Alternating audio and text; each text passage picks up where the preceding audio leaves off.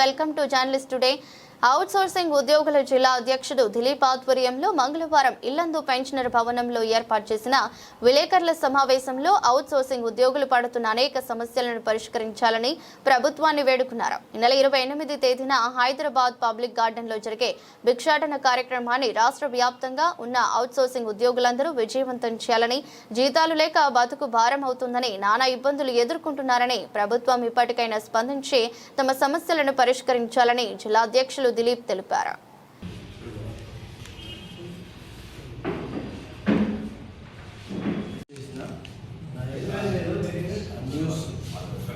ప్రతినిధులందరికీ కూడా good morning. ఈరోజు ముఖ్యంగా నేను భద్రాద్రి కొత్తగూడెం జిల్లా అన్ని డిపార్ట్మెంట్ల అవుట్సోర్సింగ్ ఉద్యోగుల జిల్లా అధ్యక్షుడిని.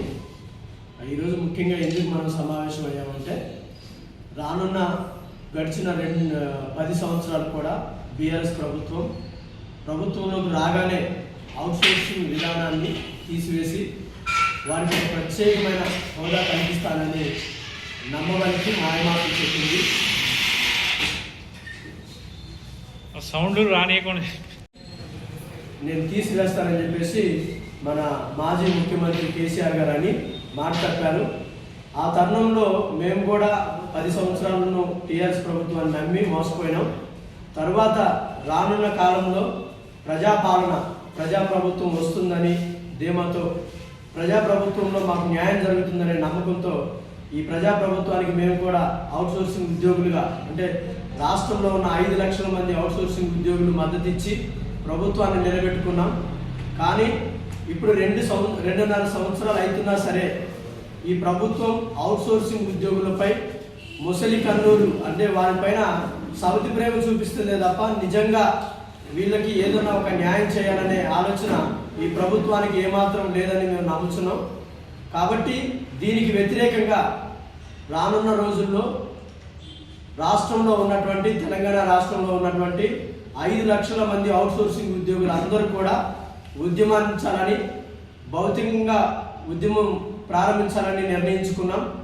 కానీ మొన్న రీసెంట్గా మన యొక్క ముఖ్యమంత్రి రేవంత్ రెడ్డి గారు మాకు ఒక హోప్ ఇచ్చారు. ఏంటంటే, ఏజెన్సీ ద్వారా జీతాలు చెల్లిస్తున్నాం, కానీ అలా కాకుండా ఐఎఫ్ఎంఎస్ అంటే ప్రభుత్వ ఉద్యోగులకు ఎలాగైతే పోర్టల్ని ఏర్పాటు చేసి ఆన్లైన్ ద్వారా వారి జీతాలు చెల్లిస్తుందో అలాగనే మీకు కూడా ఐఎఫ్ఎంఎస్ ద్వారా జీతాలు నేరుగా చెల్లిస్తామని చెప్పేశారు. దీనిలో కూడా చాలా వరకు ఒడిదొడుకులు ఉన్నాయి, సమస్యలు ఉన్నాయి.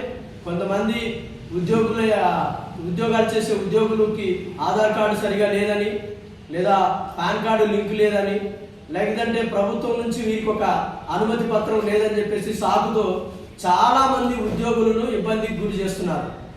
ఇవాళ ఒక మాట నేను చెప్పాలనుకున్నాను. ఏంటంటే, ఇప్పుడు గడిచినటువంటి 10 నెలల్లో కొన్ని డిపార్ట్మెంట్లో ఉద్యోగులకి జీతాలు లేవు.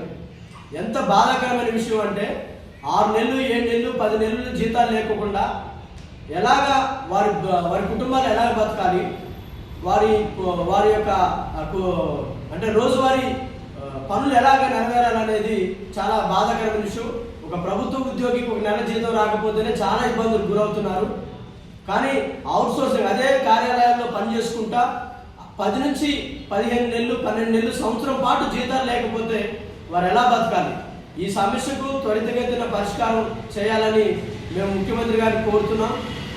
దానికంటే ముఖ్యంగా మేము ఎన్ని వినతి పత్రాలు ఇచ్చినప్పటికీ కూడా ప్రభుత్వం దీనిపైన స్పందించట్లేదు. కాబట్టి రేపు రానున్న రోజుల్లో, అంటే 28వ తారీఖున, ఈ నెల 28వ తారీఖున హైదరాబాద్లో పబ్లిక్ గార్డెన్కి ఎదురుగా పెద్ద ఎత్తున భిక్షాటన కార్యక్రమాన్ని, 5 లక్షల మందితో భిక్షాటన కార్యక్రమాన్ని ఏర్పాటు చేశాం.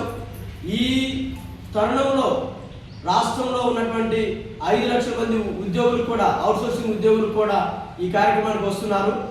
కాబట్టి మన భద్రాద్రి కొత్తగూడెం జిల్లా నుంచి కూడా నా యొక్క ఉద్యోగులు నేను కోరుకునేది ఏంటంటే, మన వంతుగా బాధ్యతగా మనం కూడా పోరాటం చేయాలి.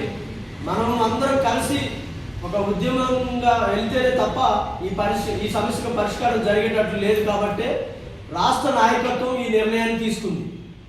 రాష్ట్ర నాయకత్వం చేసినటువంటి ఈ నిర్ణయాన్ని మేము కూడా ఇంకా జిల్లా వారిగా కూడా మేము కూడా దాన్ని సమర్థిస్తూ రేపు 28వ తారీఖున హైదరాబాద్లో పెద్ద ఎత్తున భిక్షాటన కార్యక్రమాన్ని చేపట్టబోతున్నాం. దీనికి ఉద్యోగుల సహాయ సహకారాలు అలాగే పాత్రికేయుల సహాయ సహకారాలు కూడా మాకు కావాలని కోరుకుంటూ జై అవుట్సోర్సింగ్ ఉద్యోగుల ఐక్యత వర్ధిల్లాలి.